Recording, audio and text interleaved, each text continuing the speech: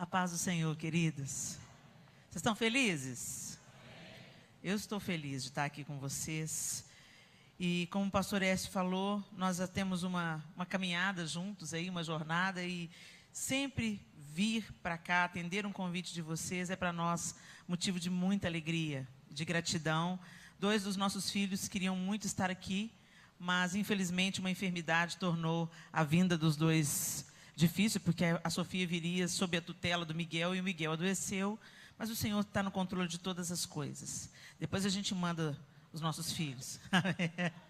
No Top Mais, né, Alexandre? Em nome de Jesus. Bom, mas esse é o dia que o Senhor fez. E nesses 2 últimos dias, nós nos reunimos aqui para falar sobre o projeto de Deus, que é a família. E nós falamos muitas coisas, discorremos sobre detalhes das coisas simples que cercam o casamento e o relacionamento entre pais e filhos.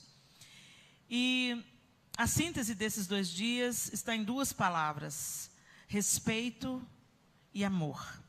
São os pilares sobre os quais Deus designou que a família fosse construída. Então, quando a gente vê ali no livro de Efésios as ordenanças do Senhor para a família, através do apóstolo Paulo, ele está dizendo, então, que as esposas devem ser submissas aos seus maridos. Isso fala de submissão, de sujeição. O que não deveria ser para nós um dificultador, uma vez que nós, enquanto cristãos, somos chamados a sermos sujeitos uns aos outros. Então, não deveria ser nenhum embate, ou ter que ficar se explicando tanto a palavra submissão, porque nada mais é do que se submeter uns aos outros. E isso não é um chamado só para a mulher, esse é um chamado para todo que é chamado cristão, né? Jesus se submeteu à vontade do Pai, e Ele nos convida: sujeitai-vos uns aos outros em amor. Em amor. Respeito e amor. E ali também no mesmo texto em Efésios, Paulo diz que os maridos devem amar suas esposas, como Cristo amou a igreja e a si mesmo se entregou por ela. Não amar só apenas quando se beneficia dela. Não amar apenas quando ela já está pronta para ser amada. Não amá-la apenas quando ela merece ser amada. Mas amar como Cristo amou a igreja. Nós não merecíamos e Ele se entregou por nós. Não é isso? Então é sobre esses pilares, e não apenas respeito e amor fala de relação marido e mulher, mas de pais e filhos. Os filhos essencialmente precisam de amor. Antes de tênis de marca, viagens, coisas, uma escola boa para estudar, antes disso tudo, filhos precisam de amor. Amor que abraça, amor que escuta, amor que dá limite, amor que corrige, amor que ensina princípios de caráter. E pais precisam de respeito. Quando um filho escolhe desonrar os pais, desafiar os pais, se rebelar contra os pais, o caos é instaurado dentro da família. Então a gente percebe que os pilares de respeito e amor não foi estabelecido por Deus apenas entre marido e mulher, mas também entre pais e filhos. E a gente espera de todo o nosso coração que essas sementes que foram plantadas nesses 2 dias e essa palavra seja o alvo de vocês, que vocês busquem dentro dos lares de vocês, resgatarem o respeito e o amor que foram perdidos. Lembrando que o amor não é um sentimento. Amor é a firme decisão de fazer ao outro o que você gostaria de receber. E de jamais fazer ao outro o que você não gostaria que fizessem a você. Mas hoje eu quero falar da cola. Da cola que a gente precisa na vida e que está também conectado a amor e a respeito, que é a gratidão. É um elemento importantíssimo na nossa família, nos nossos relacionamentos interpessoais e no nosso relacionamento com Deus. Você não precisa abrir, mas eu vou ler 2 textos, e apenas o terceiro que você vai abrir, mas eu queria que você ficasse atento nesses 2 textos. O primeiro está em Isaías, capítulo 14, e nós vamos ler do 12 ao 14. Isaías 14, do verso 12 ao verso 14, o texto diz assim: Como caíste desde o céu, ó estrela da manhã, filha da alva, como foste cortado por terra, tu que debilitavas as nações. E tu dizias no teu coração: eu subirei ao céu, acima das estrelas de Deus exaltarei o meu trono, e no monte da congregação me assentarei aos lados do norte. Subirei sobre as alturas das nuvens e serei semelhante ao Altíssimo. O segundo texto está em Ezequiel 28, do 13 ao 17. Ezequiel 28, e nós vamos ler do 13 ao 17. Estiveste no Éden, jardim de Deus. De toda pedra preciosa era a tua cobertura. Sardônia, topázio, diamante, turquesa, ônix, jaspe, safira, carbúnculo, esmeralda e ouro. Em ti se faziam os teus tambores e os teus pífaros, no dia em que foste criado, foram preparados. Tu eras o querubim, ungido para cobrir, e te estabeleci. No monte santo de Deus estavas, no meio das pedras afogueadas andavas. Perfeito eras nos teus caminhos, desde o dia em que foste criado, até que se achou iniquidade em ti. Na multiplicação do teu comércio, encheram o teu interior de violência e pecaste. Por isso te lancei profanado do monte de Deus e te fiz perecer, ó querubim cobridor, do meio das pedras afogueadas. Elevou-se o teu coração por causa da tua formosura, corrompeste a tua sabedoria, por causa do teu resplendor. Por terra te lancei, diante dos reis te pus, para que olhem para ti. Os dois textos, segundo os teólogos estudiosos, se referem a Lúcifer, à queda de Lúcifer e ao surgimento de Satanás. A palavra Satanás significa adversário, inimigo de Deus. E quando a gente vê a descrição, principalmente do livro de Ezequiel, que criatura esplendorosa, todo coberto de pedras preciosas, um querubim diferenciado. No dia em que ele foi criado, os tambores e os pífaros foram criados para ele. E quando a gente lê o texto, diz: no meio das pedras afogueadas andavas. Eu tenho uma mente muito criativa, gente, então logo imagina efeito especial. Imagina um ser cheio de resplendor, perfeito. Que beleza que esse ser devia ter. No meio das pedras afogueadas, eu já fico imaginando ele andando e as pedras pegando fogo embaixo do pé dele. Coisa magnífica, ser fantástico, um querubim diferenciado. Mas não bastava para Lúcifer ser um querubim diferenciado. Não bastou para Lúcifer estar coberto de pedras preciosas. Não bastava ser formoso, querubim cobridor. Não bastava já ser destacado como querubim. Ele desejou ser como Deus. E acima das estrelas de Deus assentarei o meu trono e serei como Deus. É o que diz o texto de Isaías. Agora você pode abrir a sua Bíblia em Gênesis capítulo 3. E nós vamos ler a partir do verso 1. Nós vamos ler do 1 até o 6. Gênesis 3, de 1 a 6.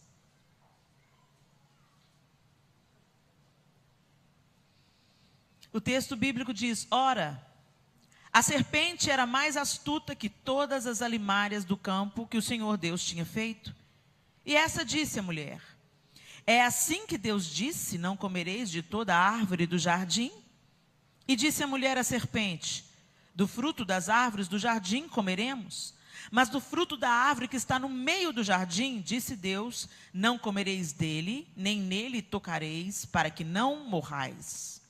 Então a serpente disse à mulher: certamente não morrereis, porque Deus sabe que no dia em que dele comerdes, se abrirão os vossos olhos, e sereis como Deus, sabendo o bem e o mal. E viu a mulher que aquela árvore era boa para se comer, e agradável aos olhos, e árvore desejável para dar entendimento. Tomou do seu fruto e comeu, e deu também a seu marido, e ele comeu com ela. A serpente é a personificação de Satanás no Éden. E a serpente sopra para dentro da alma feminina aquilo que tinha iniciado a sua própria trajetória enquanto Satanás, a insatisfação. A mulher estava feliz num jardim perfeito, com o seu companheiro, com a promessa dos filhos, cuidando do jardim, em comunhão plena com o seu Criador. E Deus falou, você pode comer de todos os frutos, mas a árvore que está no meio do jardim, só uma restrição, uma única restrição. E com justificativa, no dia em que dela comerdes, vocês morrerão. Não comam. Simples assim. Mas como nós somos insatisfeitos, é só dizer, não pode, que a gente quer aquilo que não pode. É ou não é? É só falar para um adolescente assim, está proibido, aí que ele vai querer fazer. E não é só o adolescente, nós também como adultos somos assim. Temos curiosidade por aquilo que não pode. Temos vontade de flertar com o perigo. E somos insatisfeitos. Ah, como somos insatisfeitos. Satanás sopra isso para dentro da alma feminina. Ela não apenas come, mas influencia seu marido, e ele come também. E a morte, a separação de Deus acontece. Tudo era perfeito, não tinha dor, não tinha lágrima, era tudo lindo, tudo perfeito, comunhão, não tinha calor demais, não tinha frio demais. Os dois estavam nus e não sentiam vergonha, não sentiam culpa. Que perfeição! E de repente, a insatisfação. Tudo isso que eu tenho parece não ser bom o suficiente. Então, deixa eu tentar melhorar isso. Eu também quero ser como Deus. Eu também quero ser conhecedora. O mesmo pecado que foi concebido no coração de Lúcifer, e serei como Deus, a serpente usa a mesma frase. Certamente não morrereis, mas sereis como Deus. E até hoje tem gente tentando ser Deus. O ser humano brinca de ser Deus o tempo inteiro. Hoje a gente vê o avanço da ciência, e quando você conhece alguns cientistas, e alguns médicos, tem até uma piadinha em quem faz universidade de medicina, né? Que enquanto o cara está estudando medicina, ele pensa que é Deus. E depois que ele forma, ele tem certeza. E a gente vê, claro, graças a Deus, muitos médicos temendo ao Senhor, mas a gente vê no meio de quem é muito inteligente, de quem estudou muito, de quem se especializou em alguma coisa, dos cientistas, dos eruditos, o questionamento da existência de um Deus, de um poder de um Deus. Mas o ser humano gosta de brincar de ser Deus, manipulando células-tronco e brincando com bebês de proveta, e brincando com a ciência, e brincando literalmente de ser Deus. E essa insatisfação do homem vai deixando ele cada vez mais distante do plano de Deus para ele. E a gente traz isso, gente, isso está em grande escala, né? A insatisfação, a gente vê ela no mundo em grande escala. Mas vamos trazer aqui para a nossa realidade, vamos trazê-la mais pertinho da gente. As mulheres, você tem cabelo liso, você quer que ele seja cacheado.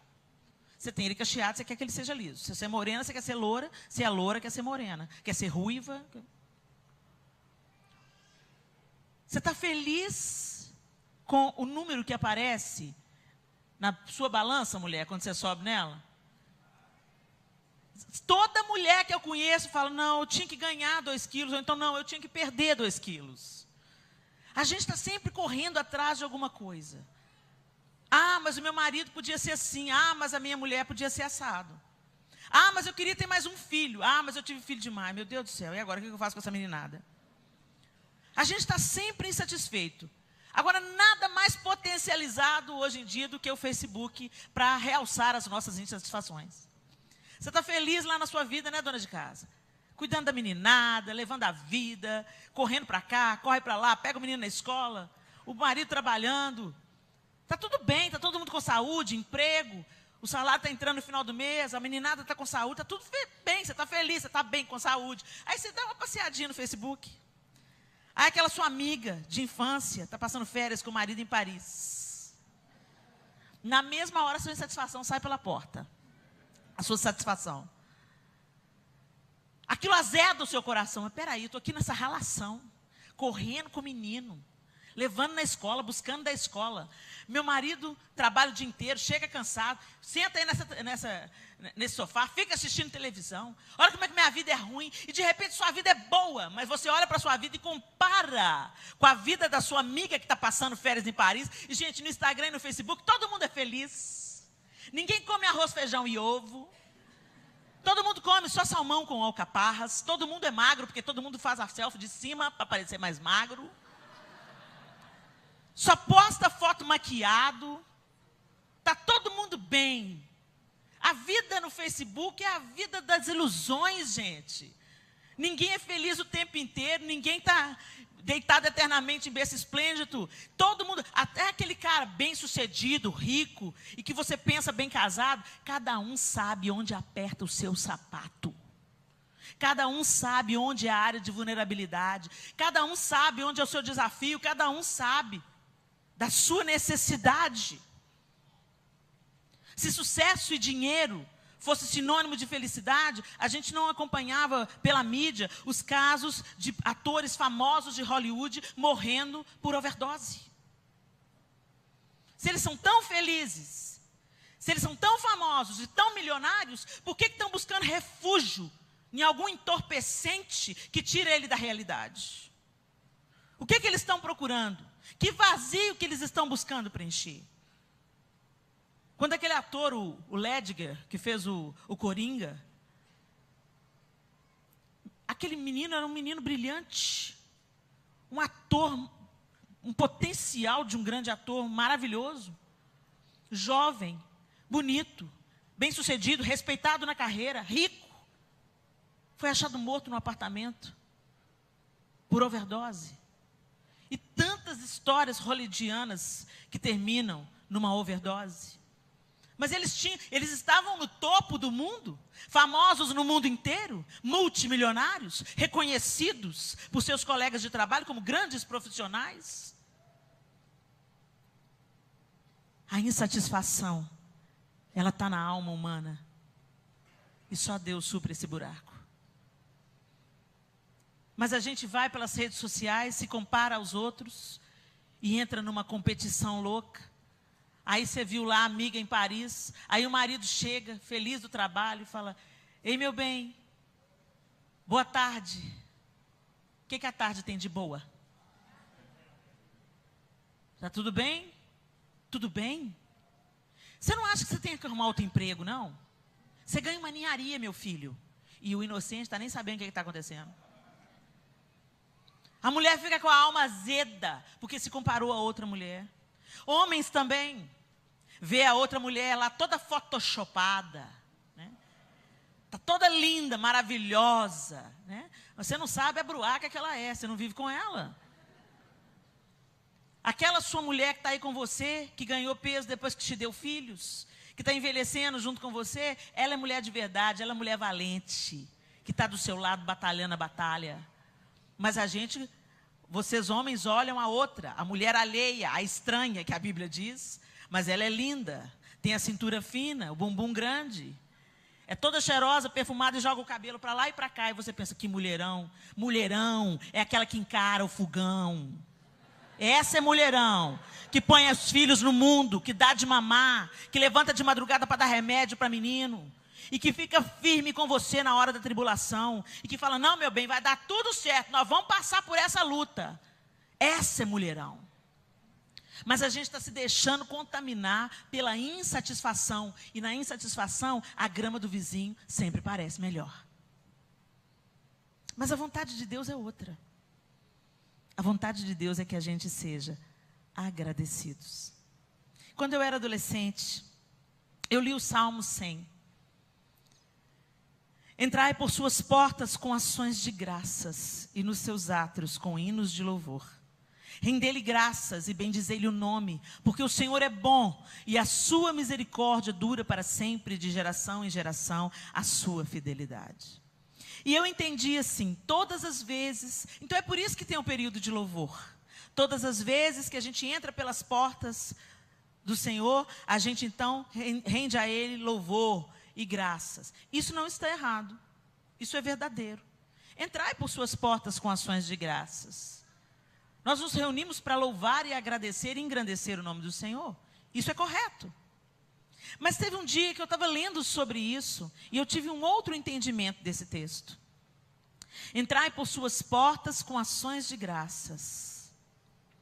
Todas as vezes que a gente tem um coração agradecido, todas as vezes que a gente olha para as nossas circunstâncias e consegue ver o agir de Deus, mesmo que seja uma circunstância difícil, mesmo que seja o vale da sombra da morte, mas a gente consegue enxergar ali, discernir ali, a mão de Deus nos protegendo, nos sustentando, nos trazendo à tona para respirar, nos fazendo andar sobre as águas, como a canção fala. Quando você começa a ver a bondade de Deus no meio da adversidade, e você começa a agradecer por isso. Senhor, eu te louvo porque nada na minha vida é desperdício. Eu te louvo por essa batalha que eu estou atravessando, porque eu sei que eu não estou sozinha. Eu te louvo porque o Senhor é quem me sustenta, o Senhor é minha força, o Senhor é meu refúgio, o Senhor é meu lugar secreto, Senhor. Quando você reconhece Deus como seu Senhor e você é agradecido por isso, você entra pelas portas do Senhor. Você tem acesso à presença dEle. Você se aproxima do Senhor. Então eu comecei a ver esse texto como uma chave. Entrai por suas portas. Você quer entrar pelas portas de Deus? Eu quero. Você quer chegar perto de Deus? Quero. Então rendei-lhe graças e bendizei-lhe o nome, porque o Senhor é bom e a sua misericórdia dura para sempre. E eu comecei a experimentar isso na minha vida, pessoal. Todas as vezes que eu estou numa situação difícil e eu começo a reclamar, fica pior, fica mais pesado. Ah, vida, oh céus, oh azar. Quem lembra desse personagem? O Uruca. E o Brasil está cheio de urucas. Ah, mas o Brasil, mas...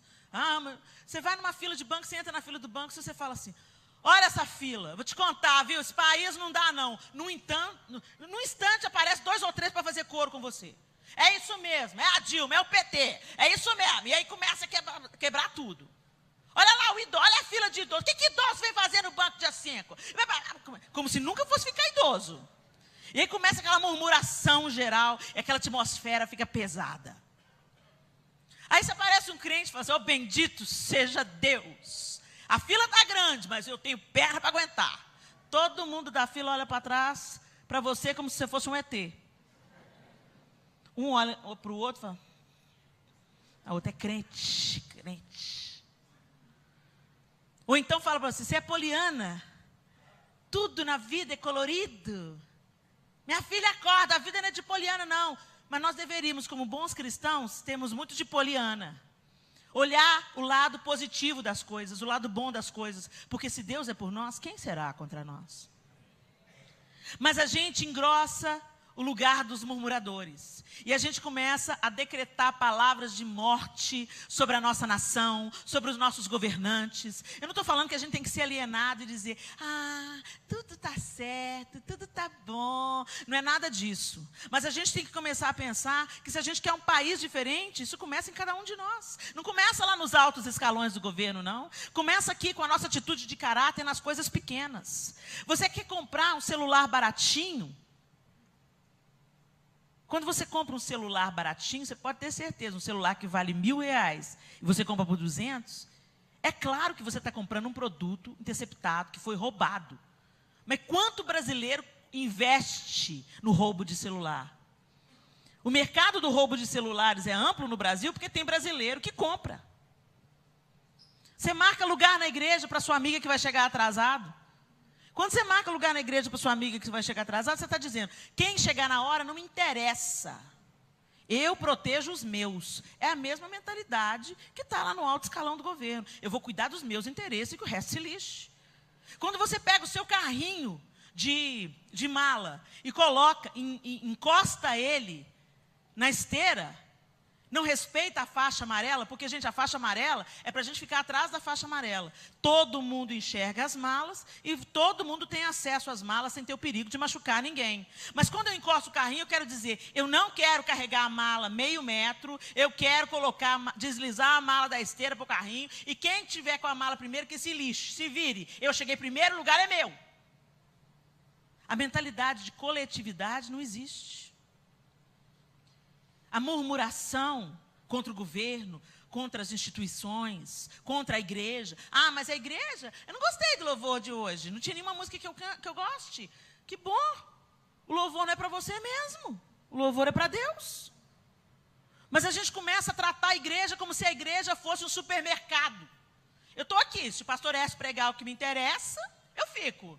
Se ele começar a me incomodar, confrontar o meu pecado, eu vou para outra, porque aí tem muitas. Frequentar uma igreja não faz de você um salvo em Jesus Cristo. Frequentar a igreja é para a gente ser aperfeiçoado. Tem o melhor lugar para a gente ser aperfeiçoado na nossa carnalidade do que na igreja. Porque aqui se manifestam as nossas diferenças, opiniões diferentes, ideias diferentes, vontades diferentes. E como diz a Bíblia, como o ferro ao ferro se afia, assim o homem ao seu companheiro. Então, Deus institui a igreja para um ir ralando o outro mesmo, para um ir aperfeiçoando o outro mesmo, e a gente prosseguindo junto, apesar de escolher amar, escolher permanecer, e não descartar igreja.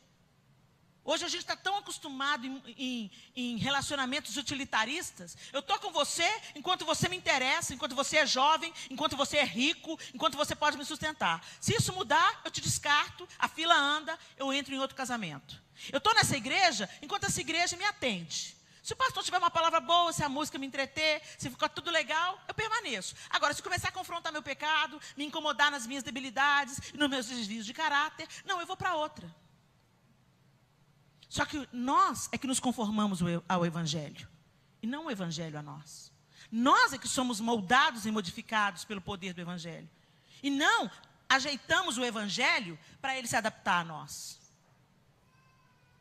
A Bíblia diz que o Senhor corrige ao filho a quem ama. O Senhor está querendo nos levar para um novo patamar.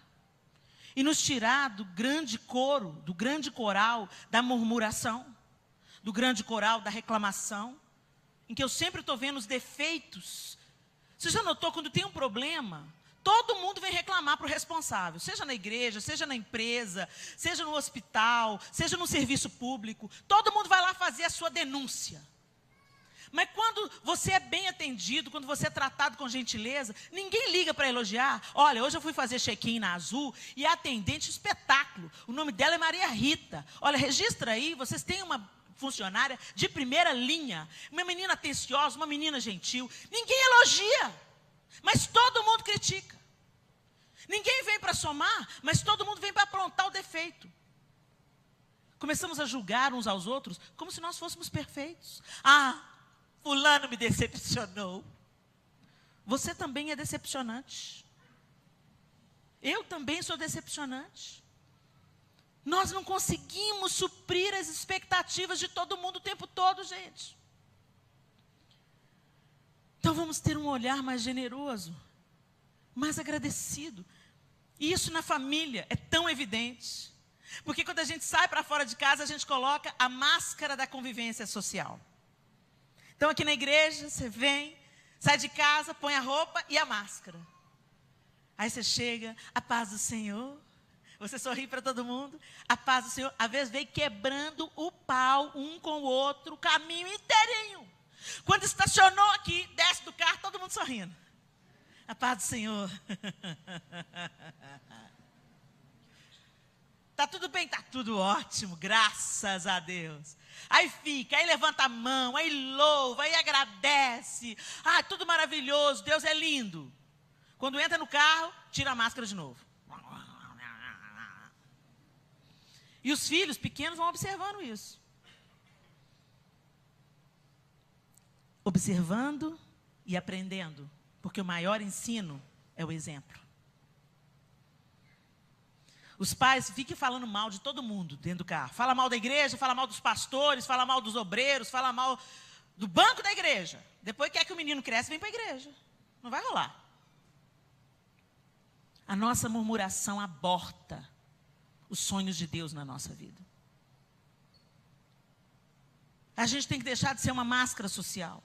Não estou dizendo que você tem que sair contando seus problemas para todo mundo. Não estou dizendo que se você está de mau humor, você tem que chegar na igreja. Não vem conversar comigo não, que eu não estou bom não. Não é nada disso, é questão de educação. Mas você tem que ter coerência com quem você é fora, com quem você é dentro. para fora, eu fico vendo, o marido nunca elogia a esposa, mas fica elogiando as irmãs da igreja.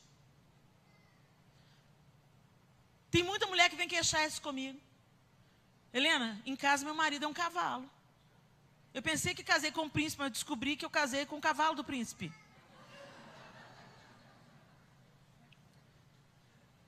E aí, ele vem para a igreja e ele abre a porta para as outras irmãs. Ele fala, cortou o cabelo, ficou bonito. Tingiu o cabelo, ficou bacana. Nossa, tá bem, você emagreceu? Agora comigo, Helena, eu vou no salão e falo com ele, oi, fui no salão. Ele diz, estava fechado?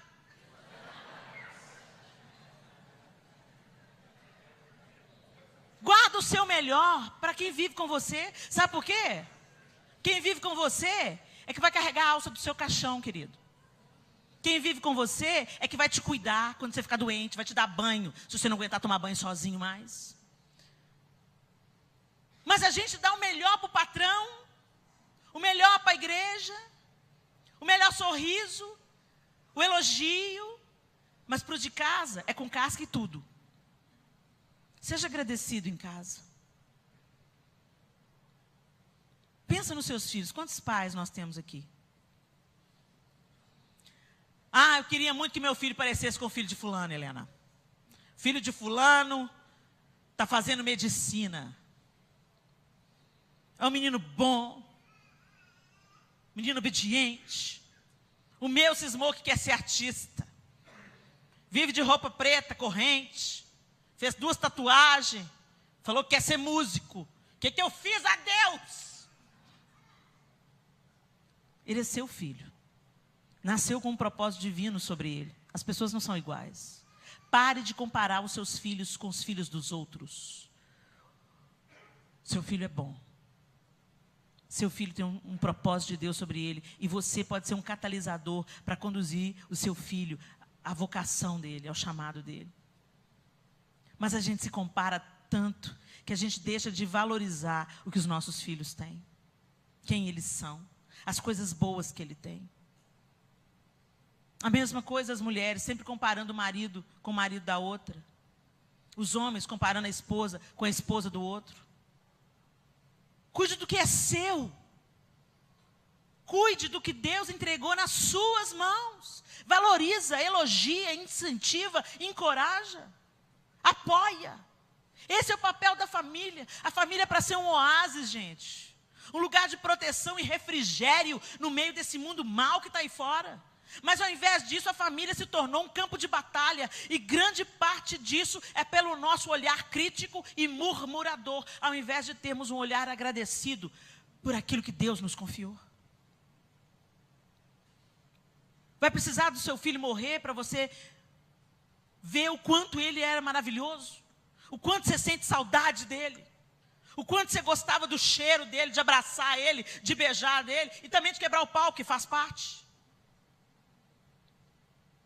O que vai precisar de acontecer na nossa vida para a gente realmente dar valor? Tem uma pesquisa que fala que as pessoas só reconhecem o quanto felizes elas eram quando elas perdem a felicidade. A gente está sempre preso no passado, por aquilo que foi bom no passado, ou então pela dor do passado, que você carrega igual um saco de lixo, pela vida fora. Ah, mas meu pai me estuprou, minha mãe me abandonou, meu tio era alcoólatra, meu avô. Passou. Deixa Deus curar essa dor. Larga esse saco de lixo emocional e olha para as dádivas que Ele está te dando hoje. Eu era recém-casada. Estava feliz com o meu apartamento de 2 quartos. Meu apartamento era tão grande que dava para ver ele de um mesmo lugar. Aqui é a sala. Aqui é o meu quarto. Aqui é o quarto que vai ser do bebê, o dia que eu tiver bebê. Aqui é o banheiro. E aqui é a cozinha. Era só dar uma volta 360 graus. Mas eu estava feliz. Meus pais e os pais do João tinham se esforçado para levantar uma entrada para a gente entrar num financiamento e não num aluguel. Nós estávamos pagando o financiamento da nossa casa própria no nosso primeiro apartamento. Tínhamos 1 ano e pouquinho de casados. E eu tinha decorado aquele apartamento do jeito que eu sonhei. Parecia uma casinha de boneca. Eu estava feliz. Até que... Sempre tem um até que, né? Até que eu fiquei sabendo que uma amiga que tinha estudado comigo estava construindo uma casa multimega. E aí eu fiquei insatisfeita com a minha. E aí a gente chega até para Deus com umas orações fajutas e fala, mas Deus, eu sou tua serva, ela não. Mas eu não falei nada com ninguém, era uma coisa entre eu e Deus. A gente não passa batido para Deus, né? Coração da gente, Ele conhece. E eu estava lá, de bico. Puxa, eu merecia mais. Eu te sirvo, Senhor. Eu canto na igreja desde que eu era pequenininha lá em Barbacena. Fiquei insatisfeita. E um dia peguei um ônibus errado. Peguei o ônibus errado, era o mesmo ônibus, 1207, tinha o A e o B. E eu tinha para ir para minha casa, eu tinha que pegar o B. Veio o 1207, eu vi que não era o A, dei sinal, entrei. Quando foi chegando lá perto de casa, entrou por umas outras quebradas, eu virei para o trocador e falei, moço, para onde que esse ônibus está indo? Mudou o itinerário? Não, senhora, esse é o itinerário do ônibus. O que é isso? Que ônibus é esse? 1207. 1207 o quê? É o B? Não, é o C. Que C, moço? Não tem C. Agora tem, sim, senhora. E eu fiquei brava demais, insatisfeita, cuspindo marimbondo. Mas que raiva, como é que põe uma linha nova e não avisa pra gente? Não, a senhora pode ir lá no ponto final e voltar. Não, já está anoitecendo, vamos embora para minha casa. Vi um prédio que era um referencial e ficava perto do bairro onde eu morava. Vou descer aqui. Desci e fui a pé. Fui andando, não era muito longe, não. Ia dar uns 20 minutos de caminhada. Fui andando e tendo aquele prédio alto como um mirante. Está lá, perto da minha casa, vou lá. Só que eu não conhecia nada por ali. Eu nunca tinha ido por aquela parte daquele bairro. E eu me deparei com uma favela enorme. Uma comunidade que eu já sabia que existia ali perto da minha casa, porque a meninada ia lá em casa pedir as coisas. Mas eu não sabia que ela era tão grande. E eu não sabia que ela estava tão perto da minha casa. E para eu atravessar, para chegar na minha casa, eu tinha que passar pelo meio da favela. Não tinha como dar volta. Era um córrego onde eu tinha nadado quando eu era criança, que tinha se transformado no esgoto a céu aberto por causa da construção que cresceu ao redor. E essa favela, então, se instalou ao longo daquele riacho, ao longo daquele rio, daquele córrego. E, gente, eu fui entrando ali, eu já entrei em muitas comunidades carentes, mas nenhuma era como aquela comunidade. Até hoje eu me lembro do cenário de devastação e de miséria absoluta. Aquelas criancinhas pequenininhas assim, com aqueles barrigões, aqueles abdômenes estendidos, o catarrão descendo, solto, os meninos seminus, as mulheres com aquela cara desconfiada, olhando o que essa mulher está fazendo aqui. E eu tinha que passar no meio, não tinha como dar volta.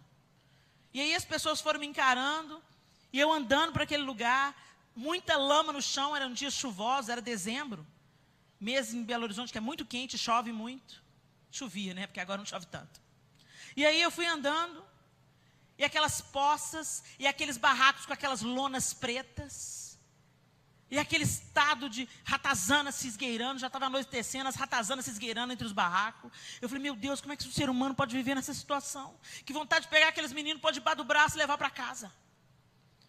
E eu fui passando pelo meio da favela, e teve uma hora que passava só eu. Tinha barraco de um lado e de outro, e passava só uma pessoa, não dava mão e contramão, de tão pertinho que eles tinham sido construídos. E eu passei no meio de um barraco, e eu olhei, não tinha porta. Eu olhei para dentro do barraco, tinha um estrado de cama, com um cobertor velho, e alguns tijolos sustentando aquele estrado. Então, quer dizer, uma cama. E lá no fundo do barraco, tinha uma mulher lavando as vasilhas, o que deveria ser vasilha para fazer alguma refeição, numa bacia cheia de água do córrego, que é um esgoto. O mesmo lugar dos dejetos é o mesmo lugar que ela estava lavando as vasilhas. E aquela cena ficou na minha cabeça, aquele cheiro ficou impregnado na minha roupa, no meu cabelo, no meu nariz. E quando eu estava quase chegando perto da ponte que me daria acesso à minha casa, um boteco, dentro da favela, um boteco, e os homens com aqueles olhos vitrificados, bêbados, aquele cheiro de álcool, misturado com cheiro de esterco, misturado com cheiro de fezes. Uma miséria. E eu falei, meu Deus, Como é que um ser humano pode viver nesse estado, meu Deus? E eu fui subindo, e aí o cenário foi mudando. As ruas limpas, asfaltadas, os jardins floridos, as árvores verdinhas, porque estava em tempo de muita chuva. E eu entrei na minha rua e vi minha rua linda. Eu pensei, uau, que rua linda. Eu não tinha reparado quanto que minha rua era linda. E eu entrei no meu apartamento, e quando eu entrei no meu apartamento, fechei a porta atrás de mim, encostei na porta, e olhei para cima, eu tinha colocado um roda-teto de tecido, que era o mesmo tecido que eram as almofadas. Naquela época eu usava isso, eu fiquei olhando e falei, meu Deus, que casa bonita, que casa cheirosa. E fui tomar um banho. Quando eu abri o chuveiro, eu olhei para o chuveiro, chuveiro. E fiquei pensando naquelas pessoas, onde que eles tomam banho? Eles não têm chuveiro. E eu escolho a temperatura. Aí peguei o sabonete, sabão com perfume. Que luxo. Cheirei o sabonete, espalhava o sabonete na minha pele, agradecendo a Deus por ter um sabonete. Quando eu acabei de tomar banho, abri o box, peguei uma toalha. Uma toalha que enxuga. Quem já enxugou com toalha que não enxuga aqui? Você sabe o que eu estou falando. Aquela toalha nova, fina, de má qualidade, que só espalha a água de um lado para o outro. Aquela não era assim, aquela era felpuda, já usada. Felpuda. Absorvia a água, macia, com cheirinho de amaciante. E eu falei, meu Deus, que dádiva. Que dádiva. Saí do banheiro, o João estava chegando do trabalho. Marido, eu tenho marido, Deus, obrigado, eu tenho marido. Ele, ei, meu bem, tudo bem? Eu, tudo bem, João. Beijei ele, vamos lanchar, vamos. Abri a geladeira. Geladeira. Tudo se conserva lá dentro, nada estraga. Quem aqui já teve a geladeira queimada de repente? Só eu? Você sabe o que é, né, amiga? Você sai correndo para a vizinhança. Guarda o feijão aí, guarda a carne aí, para nada perder. Água fresca, água gelada, naqueles dias quentes. E eu bebi aquele copo d'água, que delícia. Água gelada. Que delícia beber água quando a gente está com sede, fazer xixi quando a gente está apertado. Quando nós fomos dormir, parece que Deus tinha tirado as escamas dos meus olhos. E eu estava vendo como a minha vida era boa. Quando nós fomos arrumar a cama, nós dois puxamos a coberta. Aí subiu aquele cheirinho de comfort. E eu lembrei da cama, do cobertor velho, sem colchão, apoiado sobre tijolos. E passei a mão no meu colchão, falei, Deus, bendito seja o teu nome, Senhor, porque tem uma cama limpa, uma cama cheirosa e macia para a gente dormir, Senhor. E o João olhando para mim. Aí deitei na cama, o João foi no pé da cama e ligou o ventilador. Eu, Senhor, ventilador, bendito seja o teu nome. O João, Helena, o que está acontecendo, Helena? Desde a hora que eu cheguei, você está agradecendo pela água, pela geladeira, pela cama, pelo lençol limpo, pelo ventilador. João Lúcio, porque eu era milionário e não sabia. E aquele quadro, eu pensando nas nuvens de pernilongo, nas ratazanas, nas lonas pretas, nas camas sem colchão, no cheiro da miséria, na fome. Senhor, eu sou milionária. Eu tenho mais do que eu mereço ter. Mas a gente não percebe. Nós temos tantos motivos para agradecer a Deus. Mas a gente se apega à murmuração. A gente sempre está insatisfeito com a síndrome de Lúcifer dentro de nós, com o pecado que entrou no coração de Eva e de Adão dentro de nós, e nós cultivamos a nossa insatisfação e não temos olhos generosos para as dádivas que Deus nos dá todos os dias. Você está aqui sentado nesse banco, numa igreja que ensina a verdade de Deus, numa igreja que promove entretenimento para manter a sua alma enganada, mas é uma igreja que te fala a verdade da palavra de Deus, que te liberta, que te transforma, que te constrói. Você tem gente para te aconselhar, você tem amigos com quem você pode contar, você tem uma família que, apesar de imperfeita, é a sua família. Deus te entregou e quer fazer desse lugar, da sua casa, um lugar de bênção, de paz, de alegria. Mas você precisa de abrir os seus olhos e ver como a vida é bonita, como Deus é bom, como Ele é fiel. Enche o pulmão de ar aí.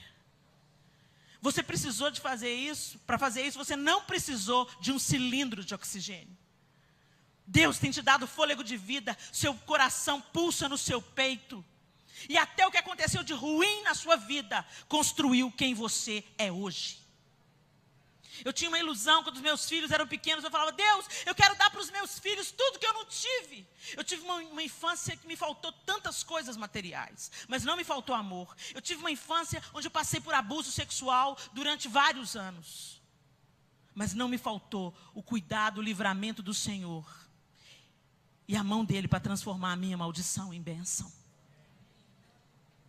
Deus mudou a minha sorte, Deus mudou a minha história. Eu tinha tudo para dar errado. Minha família com envolvimento profundo com a feitiçaria. Meu avô foi assassinado a tiros e matou o homem que matou ele. Prostituição, adultério, tudo na minha linhagem. Mas Deus mudou a minha sorte. Deus resgatou a minha casa. Eu tenho tudo que eu quero ter? Não, mas eu sou agradecida a Deus por tudo que eu tenho. E se eu não tiver mais nada na minha vida, eu já terei tido tudo, porque Deus me deu Jesus. Deus não me deve nada, Ele já me deu infinitamente mais. Mas a gente sempre tem um olhar insatisfeito. E eu quero te dizer nessa manhã que os milagres são antecedidos por gratidão. Quando Jesus foi multiplicar os pães e peixes, não preciso de abrir, está lá em Mateus 15, ele diz assim: e disse-lhe Jesus: quantos pães tendes? E eles disseram: 7 e uns poucos peixinhos.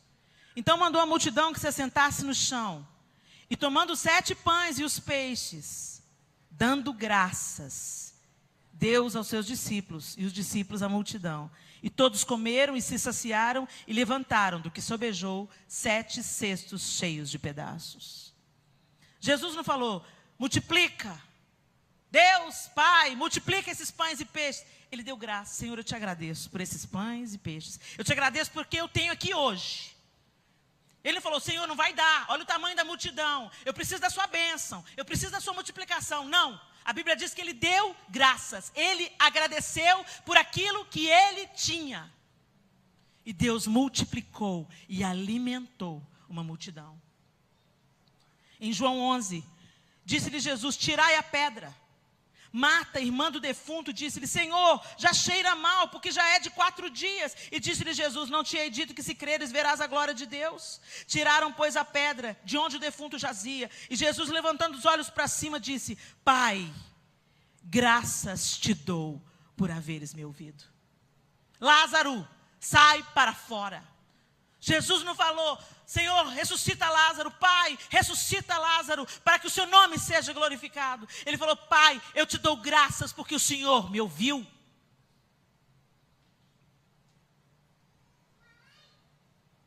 Em Mateus 26, 26, e quando comiam, Jesus tomou o pão, e abençoando, o partiu e o deu aos seus discípulos e disse: tomai, comei, isto é o meu corpo. E tomando o cálice, dando graças, dizendo: bebei dele todos, porque isto é o meu sangue. O maior de todos os milagres, o milagre da redenção, o símbolo daquilo que viria a acontecer, o derramamento do sangue que seria o nosso resgate, a nossa reconciliação com Deus. Ele deu graças. Pai, graças te dou. A gratidão acessa a presença de Deus. A gratidão faz a gente se achegar ao projeto de Deus. A gratidão antecede o milagre. E a murmuração aborta. A gratidão te dá uma outra perspectiva. Te dá um novo olhar.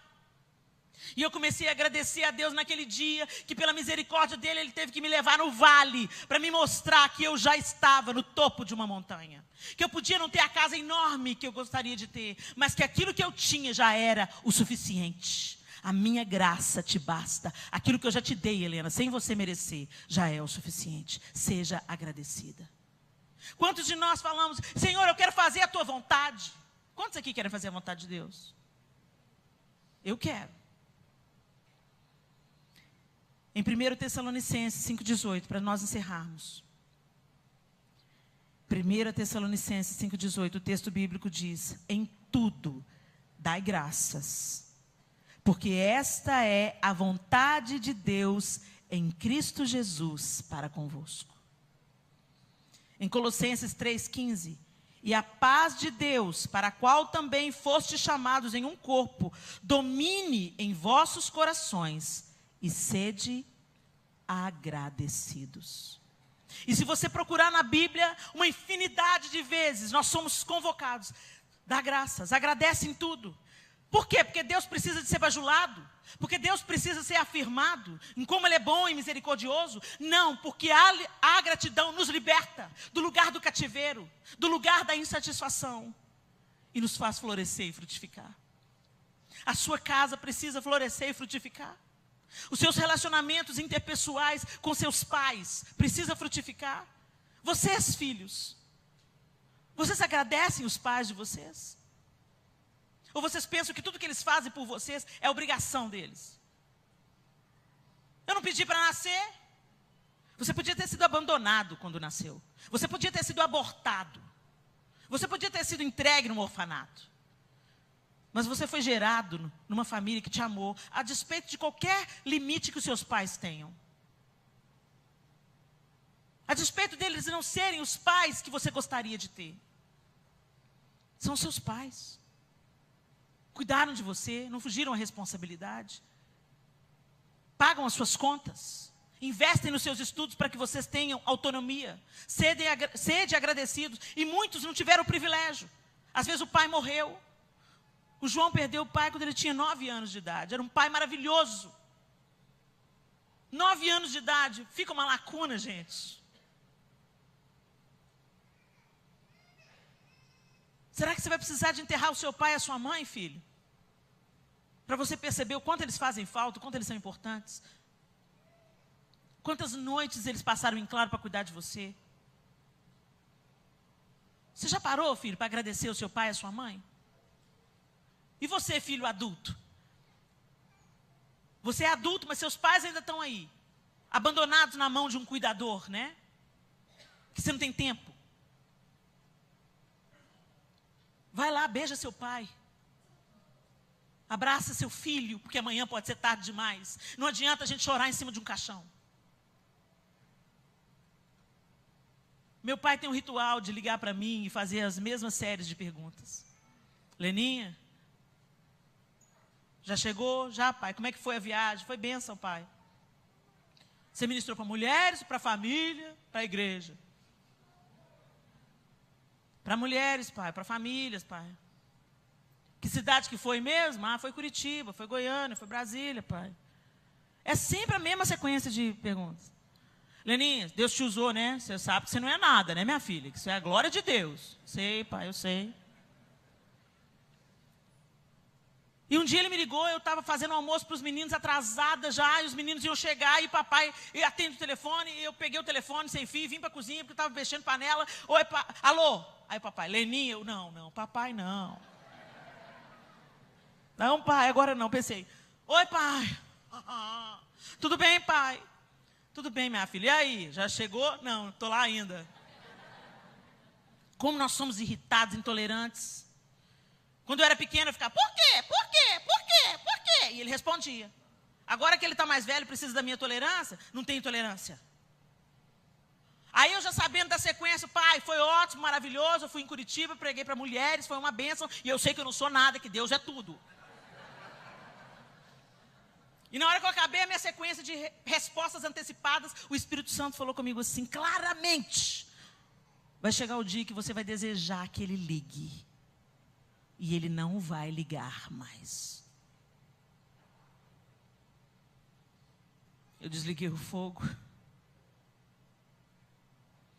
me assentei no banquinho na cozinha e falei, pode falar, pai. Pode falar.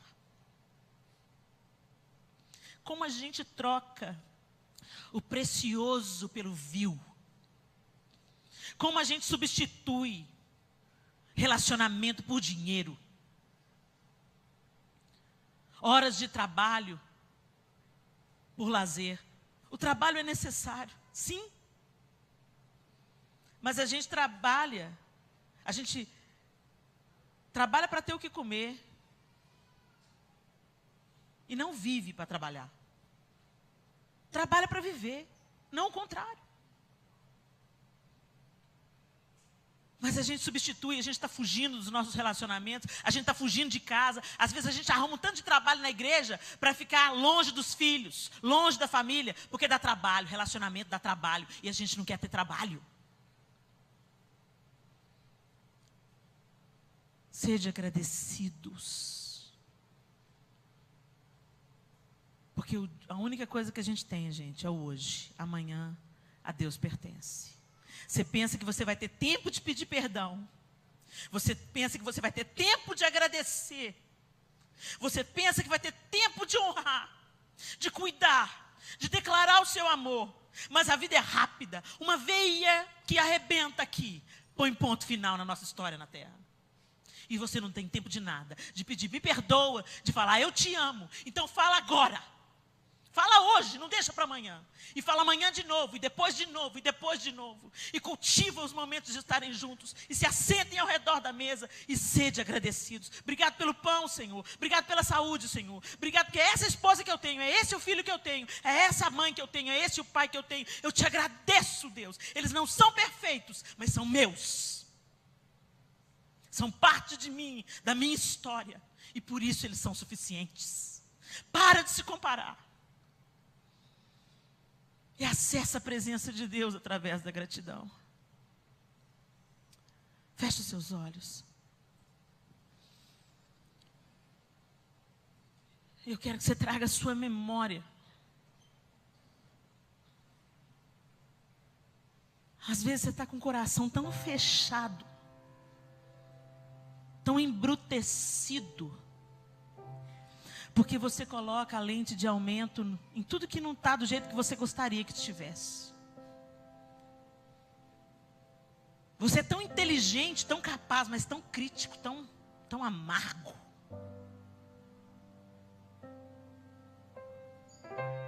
Deixa Deus adoçar o seu coração. Deixa Deus abrir os seus olhos, como Ele fez comigo naquele verão, há tantos anos atrás.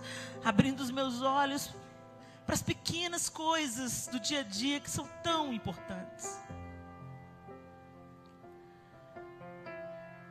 A gente anda, a gente se movimenta, a gente sente o sabor das coisas. Tem gente que não sente os sabores, sabia? A gente sente o sabor do que é gostoso. A gente pode ir no banheiro sem precisar de ajuda. A gente corre, a gente sente o vento no rosto. A gente vê cada pôr do sol, gente, nenhum pôr do sol é igual ao outro, nenhum. São cores semelhantes, formações de nuvens, mas nenhum é igual ao outro. Um pôr do sol que você perdeu, você nunca mais vai recuperar. É como se fosse um beijo de Deus. Toda viração do dia Ele vinha estar com o homem e com a mulher no jardim. E toda viração do dia Ele continua vindo. É como se Deus estivesse acenando. Oi, eu colori um pôr do sol diferente para vocês hoje. Eu fiz uma outra formação de nuvens. Mas a gente nem percebe. Deixa Deus abrir os seus olhos, meu amado, minha amada. Não espera o que vai acontecer para você ser feliz, não. Ah, quando eu casar eu vou ser feliz, quando eu tiver filhos eu vou ser feliz, quando os meus filhos forem independentes eu vou ser feliz. Não. Seja feliz hoje. Olha para a sua vida, olha para suas mãos, dê graças. Obrigado, Deus. Você é capaz de contar as bênçãos? Todas as manhãs as misericórdias de Deus se renovam sobre você. Todos os dias Ele te dá uma nova chance.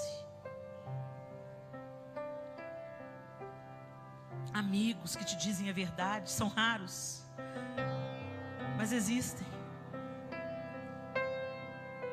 Pastores que não querem tirar proveito, tirar vantagem em cima de você.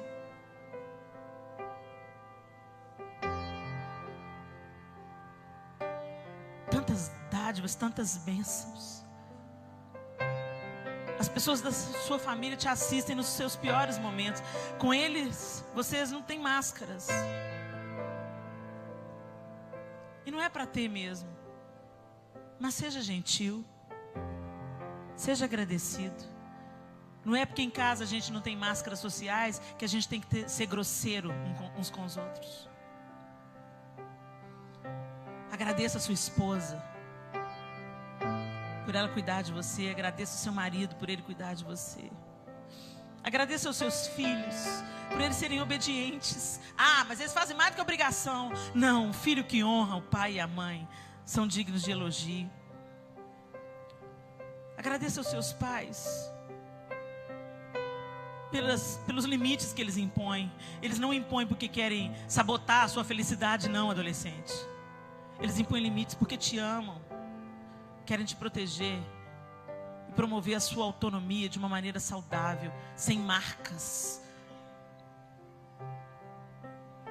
Oh Deus, ajuda-nos na nossa debilidade, Senhor. Ajuda-nos, Senhor. Será que você pode agradecer a Deus com seus olhos fechados aí? Olha lá para dentro da sua casa. Vai lá na sua casa. Às vezes a sua família está aqui com você e às vezes não está. Você gostaria que ela estivesse, mas não está. Mas não põe o foco nisso.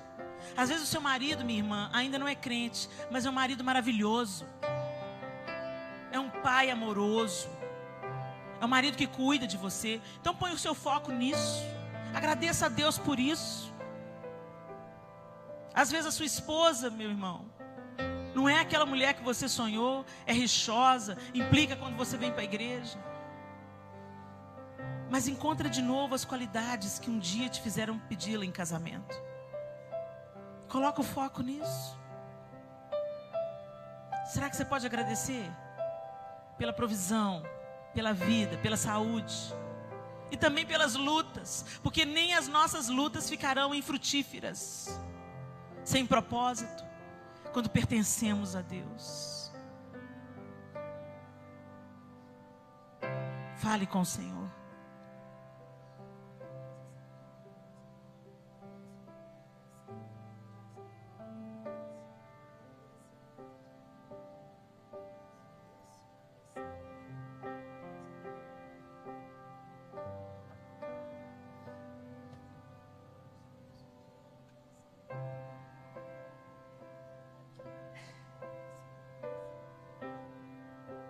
Se você está perto da sua esposa, dos seus filhos, abrace aí a sua família, se você estiver perto.